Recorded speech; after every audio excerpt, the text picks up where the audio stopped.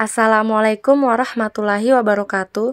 Perkenalkan, kami dari kelompok 6 yang beranggotakan Hana Khairiyah, Yudi Pratama, Ica Nopitasari, Sukamdani Amanjaya, Usran Sariputra, dan Iftah Ainungdiah akan menjelaskan konsep medis dari penyakit paru obstruktif kronik atau yang biasa disebut PPOK.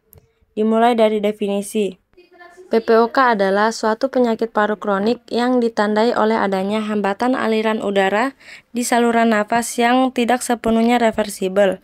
Penyakit tersebut biasanya progresif dan berhubungan dengan respon inflamasi abnormal paru terhadap partikel berbahaya atau gas beracun.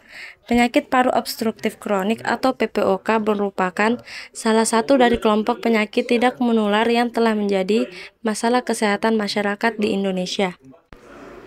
Saya Hana Khairiyah akan menjelaskan tentang etiologi. Yang pertama, merokok dalam waktu yang lama. Asap rokok dapat merusak epitel bronchial pada silia goblet dan club sel. Para perokok aktif dan perokok pasif akan terjadi drainase statis yang terganggu pada saluran pernapasannya yang disebabkan oleh kelumpuhan bulu getar subakutatis. Yang kedua, polusi udara. Studi sebelumnya menjelaskan bahwa salah satu penyebab terjadinya PPOK adalah polusi udara. Dalam hal ini termasuk polusi udara yang terkait lalu lintas, rumah tangga, paparan pekerjaan, dan sebagainya. Yang ketiga, infeksi paru berulang. Pada beberapa kasus ditemukan adanya infeksi virus atau infeksi hepatitis yang berulang, seperti infeksi hepatitis visceral leishmaniasis yang dapat terjadi di beberapa daerah tertentu seperti merokok. Yang keempat, infeksi TB. Terdapat gambaran statistik klasifikasi yang minimal yang merupakan gambaran khas tuberkulosis. Ini dimasukkan dalam kategori penyakit sindrom. Yang selanjutnya, umur, jenis kelamin, ras, dan defisiensi alfa-1 antiripsin dan defisiensi antioksidan. Saya Usran Sariputra akan menjelaskan mengenai manifestasi klinis. Gejala dari PPOK adalah seperti susah bernafas, batuk kronis, dan terbentuknya sputum kronis. Episode yang buruk atau eksaserbasi sering muncul. Salah satu gejala yang paling umum dari PPOK adalah sesak napas atau dyspnea. Orang dengan PPOK kadang-kadang mengalami gagal pernafasan. Ketika ini terjadi, sianosis, perubahan warna kebiruan pada bibir yang disebabkan oleh kekurangan oksigen dalam darah bisa terjadi. Kelebihan karbon dioksida dalam darah dapat menyebabkan sakit kepala, mengantuk, atau kedutan. 4. Patofisiologis.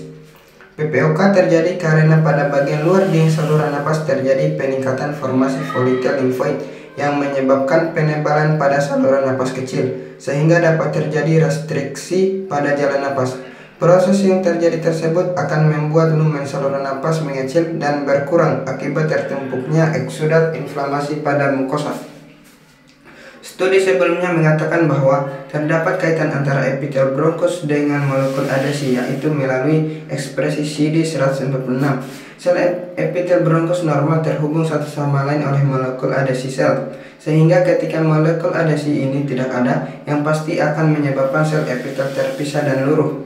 Mereka menunjukkan bahwa ekspresi CD146 menurun secara signifikan di jaringan paru-paru penderita PPOK. Saya Sukamdani Amanjaya. Di sini saya akan menjelaskan mengenai komplikasi. Yang pertama yaitu pada infeksi saluran nafas. Biasanya muncul pada pasien penyakit paru obstruktif kronik atau biasa disebut juga dengan PPOK. Hal tersebut sebagai akibat terganggunya mekanisme pertahanan normal paru dan penurunan imunitas.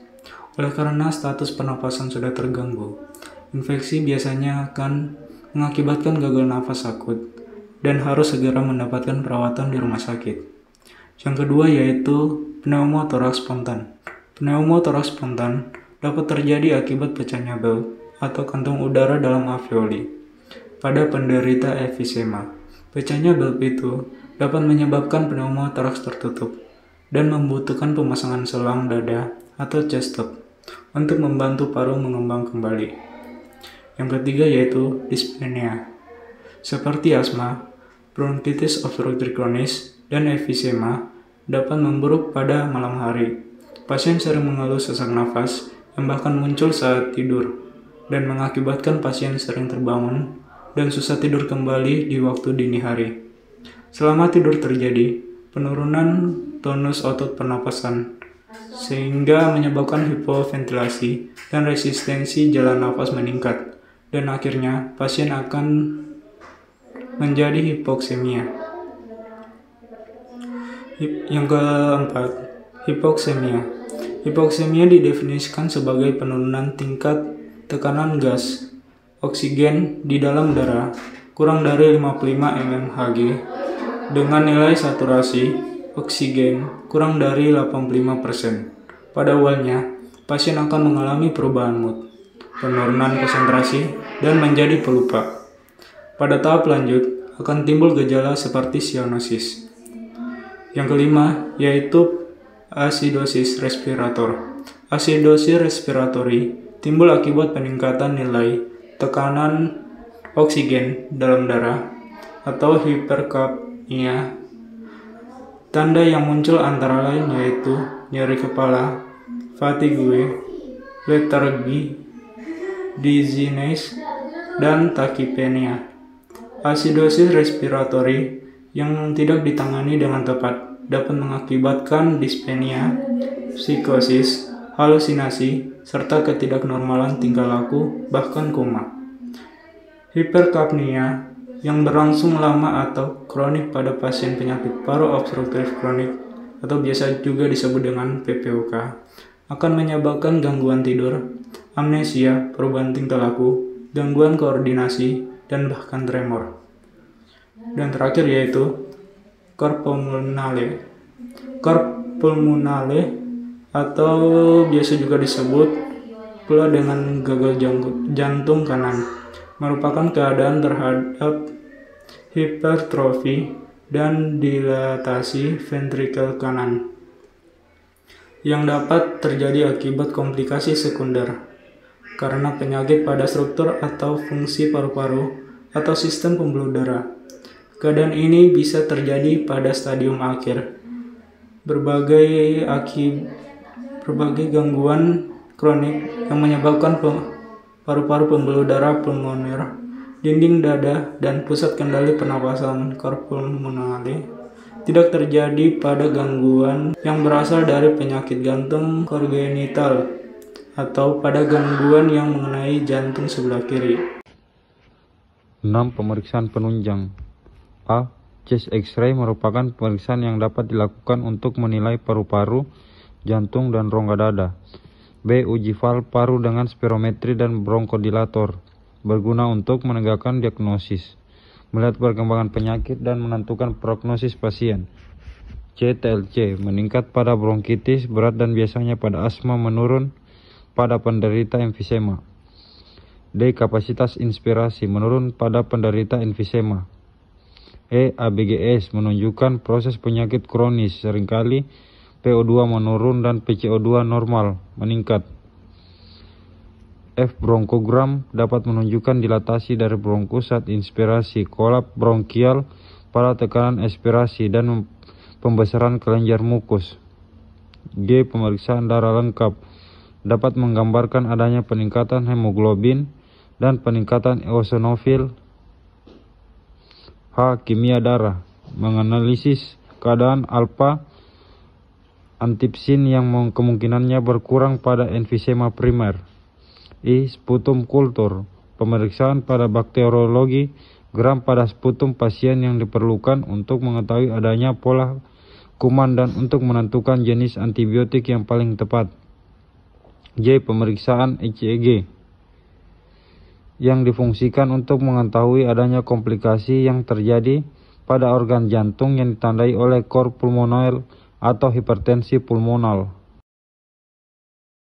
Saya Ifta Yoningdia, di sini saya akan menjelaskan tentang penata laksanaan. Menurut Black 2014, penata laksanaan non-medis penyakit paru obstruktif kronik PPOK meliputi A. Membersihkan sekret bronkus. Kebersihan paru diperlukan untuk mengurangi risiko infeksi. Cara untuk membersihkan sekret adalah mengeluarkannya dengan cara 1. Batuk efektif. Batuk membantu memecahkan sekret dalam paru-paru sehingga lendir dapat dikeluarkan atau diludahkan. 2. Fisioterapi dada. Tindakan fisioterapi dada menurut Panggastuti HS DKK 2019 meliputi perkusi, vibrasi, dan postural drainase.